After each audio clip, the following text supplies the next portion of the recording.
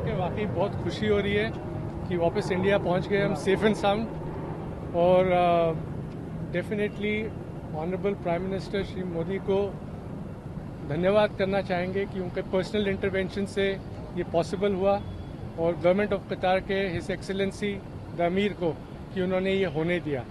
Without the intervention of Prime Minister Modi, it wouldn't be. आज हम आपके सामने खड़े नहीं हो रहे होते अगर इंटरवेंशन नहीं होता at that level, highest level. And specially government of India, उनके अथक प्रयास से कि वो कंसिस्टेंटली लगे रहे, and we are there in front of you. बस ये कहना चाहेंगे कि ये वाले दिन का हम बहुत दिनों से वेट कर रहे थे, और प्राइम मिनिस्टर मोदी और उनका पर्सनल इंटरवेंशन, उनका इंटरेक्शन, और एक और मौका लेना चाहता हूं कि थैंक करूंगा अमीर को कतर के, जिनके उनके इंटरेक्शन के कारण आज हम यहां खड़े हैं, जिस दिन का हमें बहुत बेसब्री से इंतजार था। We have waited almost 18 months to be back in India. We're extremely grateful to the Honorable Prime Minister, Shri Narendra Modi ji. It certainly wouldn't have been possible without his personal intervention and that equation with the Emir of Qatar. I think we are grateful to the Government of India, the bottom of our heart, for the every effort that has been made, and this day wouldn't have been possible without it. ये लोग Qatar की सरकार द्वारा रिहा किए गए भारतीय नौसेना के पूर्व अधिकारी हैं। इनके चेहरे पर ये नए जीवन की खुशी है। ये खुशी है मौत के मुंह से बाहर निकलने की, और इनकी खुशी में एक बात साफ है कि ये सभी अधिकारी मानते हैं कि प्रधानमंत्री नरेंद्र मोदी के प्रयासों से ही उन्हें नया जीवन मिला है। नमस्कार, मैं हूं ऋचा अनिरुद्ध। आप देख रहे हैं कतर से वापस आए 8 भारतीयों की रिहाई की रियल स्टोरी।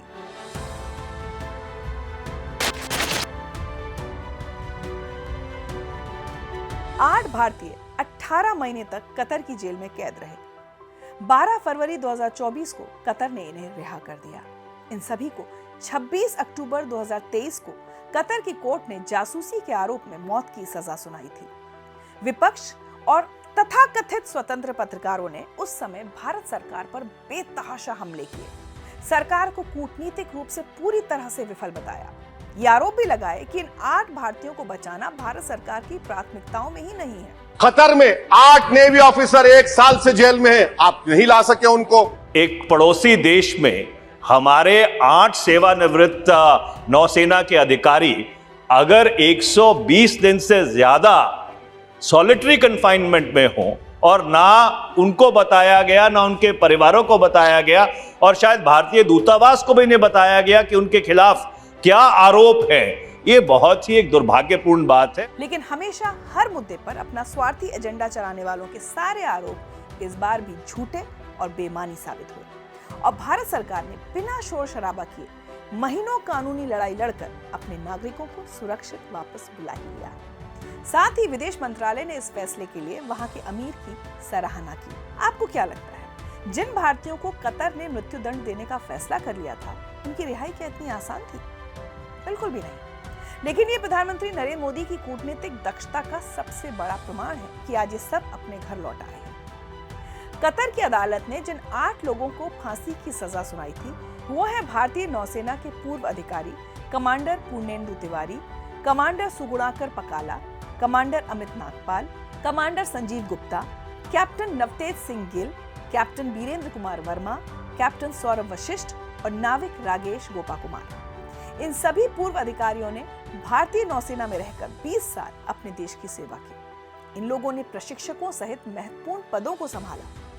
और तो और साल 2019 में कमांडर पूर्णेंदु तिवारी को प्रवासी भारतीय सम्मान से सम्मानित भी किया गया था, जो प्रवासी भारतीयों को दिया जाने वाला सर्वोच्च सम्मान है। तो चलिए आपको बताते हैं कि इस पूरी कहानी की शुरुआत कब, कहां और कैसे हुई। ये अगस्त 2022 की बात है, जब अल दहरा ग्लोबल नाम की कंपनी में काम करने वाले 8 भारतीय नागरिकों को अज्ञात कारणों से गिरफ्तार कर कतर की जेल में डाल दिया गया। खबरें आई कि इन 8 पूर्व नौसेना अधिकारियों को कतर की खुफिया एजेंसी ने जासूसी के आरोप में गिरफ्तार किया था। भारत की सरकार के दखल देने के बाद दोहा में भारतीय राजदूत और मिशन के उप प्रमुख ने नौसेना के इन सभी अधिकारियों से मुलाकात की, और मोदी सरकार की कूटनीतिक दखल के बाद 3 अक्टूबर 2022 को सभी गिरफ्तार नागरिकों को पहला काउंसलर एक्सेस मिला। अल दहरा ग्लोबल कंपनी के सीईओ ने अपने यहाँ काम करने वाले इन 8 भारतीय नागरिकों की सहायता करने की कोशिश की, लेकिन उन्हें भी गिरफ्तार कर लिया गया। 2 महीने कारावास में रखने के बाद उन्हें जमानत दे दी गई। सभी पूर्व नौसैनिकों की जमानत की भी कोशिश की गई, लेकिन 1 मार्च 2023 को कतर की कोर्ट ने जमानत याचिका खारिज कर दी। 25 मार्च 2023 को कोर्ट में सभी 8 पूर्व नौसैनिकों के खिलाफ आरोप पत्र दायर किए गए और 29 मार्च 2023 को कतर के कानून के तहत मुकदमे की कार्रवाई शुरू हो गई। मई 2023 में अल दहरा ग्लोबल ने दोहा में अपने ऑपरेशंस को बंद कर दिया और वहां काम करने वाले सभी भारतीय घर लौट आए, सिवाय इन 8 के। 26 अक्टूबर 2023 को जेल में बंद इन 8 अधिकारियों को कतर की कोर्ट ने मौत की सजा सुना दी। जाहिर सी बात है कि इस फैसले से भारत में हड़कंप मच गया। 8 अधिकारियों के परिवारों ने जासूसी के आरोपों से साफ इनकार किया। उन्होंने कहा कि ये सभी लोग इजराइल के लिए जासूसी में शामिल नहीं थे।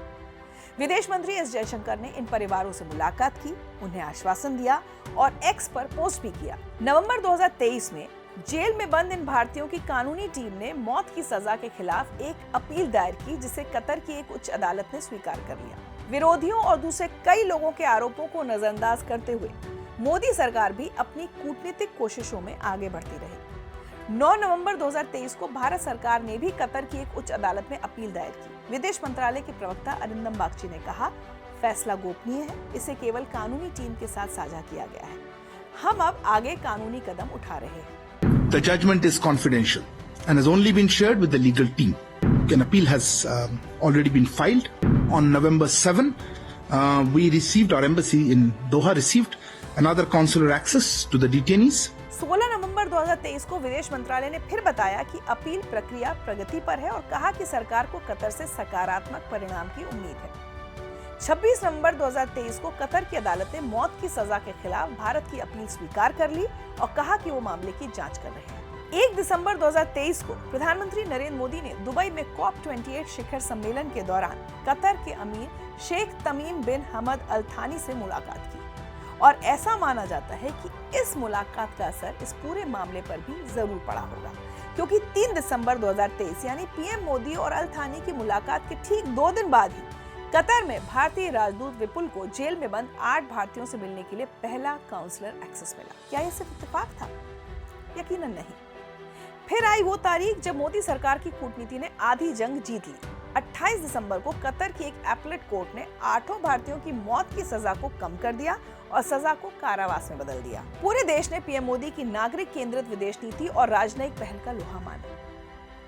इस फैसले के बाद भारत सरकार को जेल की सजा को कम करवाने या अधिकारियों को रिहा करवाने की अपील के लिए वेस्ट एशियन नेशन की सर्वोच्च अदालत कोर्ट ऑफ कैसेशन में जाने के लिए 26 फरवरी 2024 तक का समय मिल गया। इसके अलावा भारत सरकार के पास कतर के अमीर से माफी की अपील करने का भी विकल्प था। 12 फरवरी 2024 को विदेश मंत्रालय ने घोषणा की कि भारतीय नौसेना के 8 अधिकारियों को रिहा कर दिया गया है। We are grateful for their return. We are gratified on their return.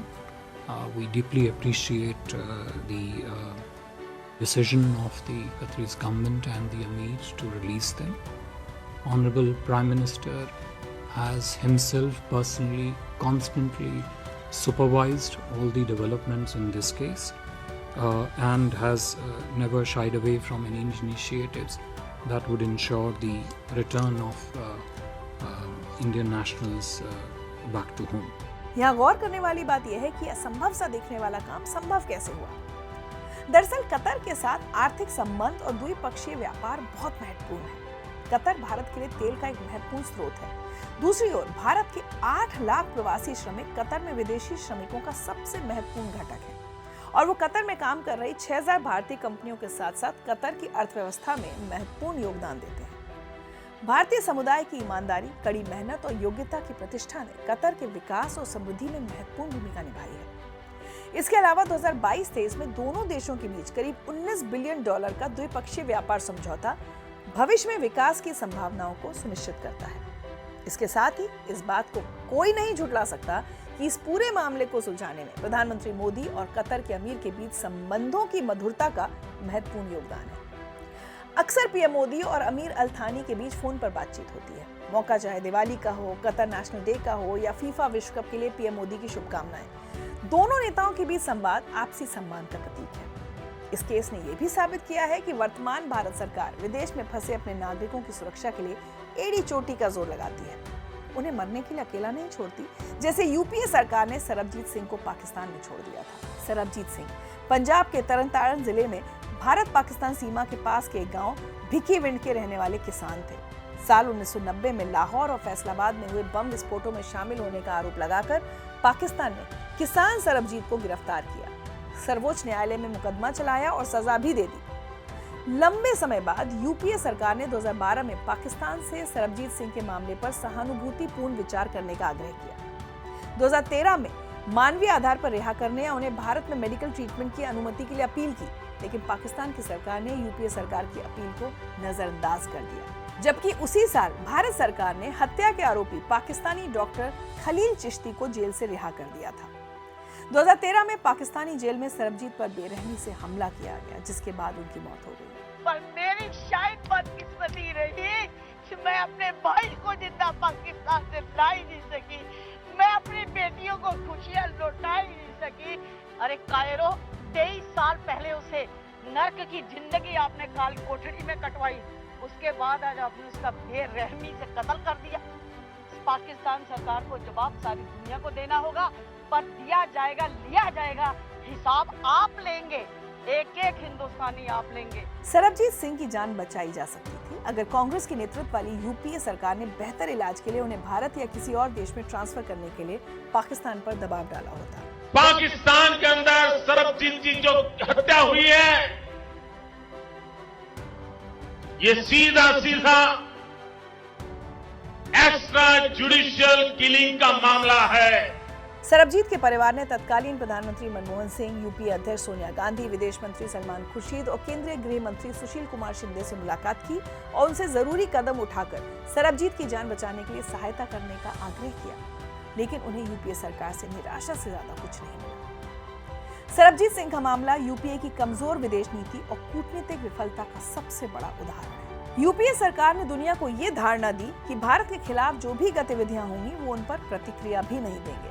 ये हालात 2014 के बाद बदल गए। ऐसे कई उदाहरण हैं जब भारतीय नागरिकों को मोदी सरकार विदेशी धरती से बचाकर स्वदेश वापस लाई। चाहे वो कोविड काल में दुनिया के अलग अलग हिस्सों में फंसे भारतीय हों, चाहे रूस, यूक्रेन या इजराइल, फिलिस्तीन के युद्ध क्षेत्रों में फंसे भारतीय, या फिर सोमालिया में समुद्री डाकुओं की गिरफ्त में फंसे भारतीय, या मालदीव, पाकिस्तान, श्रीलंका की जल सीमा में फंसे भारतीय मछुआरे, हर किसी की भारत सरकार ने सुरक्षा सुनिश्चित की है।